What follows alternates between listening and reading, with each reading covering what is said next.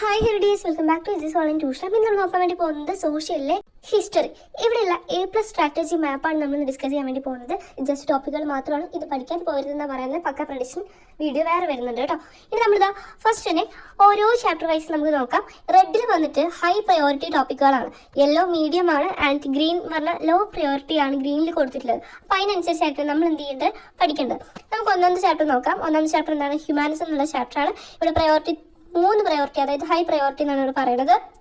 ഇവിടെ ഒരു 6 മാർക്കിന് വരെ നമുക്ക് എന്ത് ചെയ്യാം, ക്വസ്റ്റ്യൻസ് എക്സ്പെക്ട് ചെയ്യാം. ഒന്നാമത്തെ എന്താണ് ഹ്യൂമാനിസം എന്നുള്ള അതിൻ്റെ ഒരു ഡെഫിനിഷൻ പഠിക്കുക. പിന്നെ മെയിൻ തിങ്കേഴ്സ് ആരൊക്കെ? പെട്രാർക്ക്, എറാസ്മസ്, അവരെ കുറിച്ചുള്ള കാര്യങ്ങൾ പഠിക്കുക.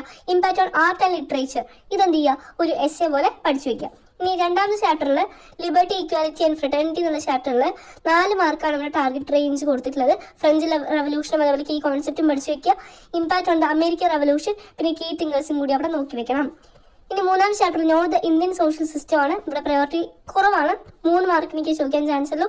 ഏതൊക്കെ ടൈപ്പ് ഓഫ് ഫാമിലീസ് ആണ്? സോഷ്യൽ സ്ട്രാറ്റിഫിക്കേഷൻ, അതായത് നമ്മുടെ സോഷ്യൽ ഡിവൈഡ് ചെയ്തിട്ടുണ്ടല്ലോ, അതെന്ത് ചെയ്യുക, ഒന്ന് ജസ്റ്റ് എഴുതി കൊടുത്താൽ മതി. ഇനി അടുത്ത ചാപ്റ്റർ ആണ് മാസ് മൂവ്മെന്റ് ഫോർ ഫ്രീഡം. ഇവിടെ നമുക്ക് ഹൈ പ്രയോറിറ്റി ആണ്. ഇവിടെ ഗാന്ധിയൻ മെത്തേഡ് ആയിട്ടുള്ള സത്യാഗ്രഹ, ഹിംസ, അതൊക്കെ എന്ത് ചെയ്യുക, പഠിക്കുക.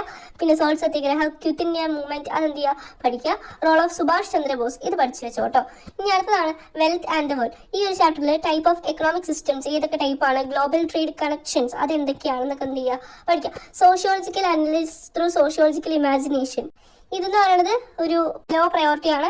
വാട്ട് ഈ സോഷ്യോളജിക്കൽ അനാലിസിസ് എന്ന് ചോദിക്കാം, ഡെഫിനേഷൻ എഴുതി കൊടുക്കാം, അല്ലെങ്കിൽ നമുക്ക് എന്താണ് ക്വസ്റ്റ്യൻ അനുസരിച്ച് അതിനനുസരിച്ച് നമുക്ക് എഴുതി കൊടുക്കാവുന്നതേ ഉള്ളൂ. ഇനി അടുത്ത ചാപ്റ്റർ പബ്ലിക് ഒപ്പീനിയൻ ഡെമോക്രസി. ഇവിടെ 4 മാർക്കിനോളം ചോദിക്കാൻ ചാൻസ് ഉണ്ട്.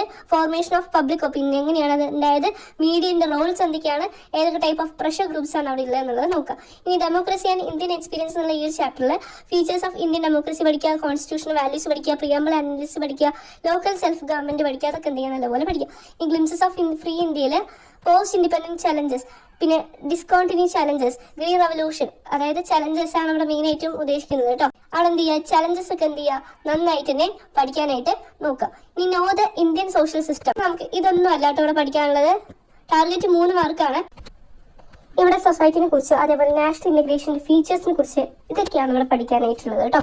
ഈ ഒരു ടോപ്പിക്സ് എല്ലാവരും എന്ത് ചെയ്യുക, മറക്കണ്ട. എല്ലാവരും ഈ ഒരു ടോപ്പിക്സ് ആരും പഠിക്കാൻ വിട്ടുപോകരുത്. അതേപോലെ പ്രഡിക്ഷൻ വീഡിയോ ഉടൻ തന്നെ വരുന്നതാണ് കേട്ടോ.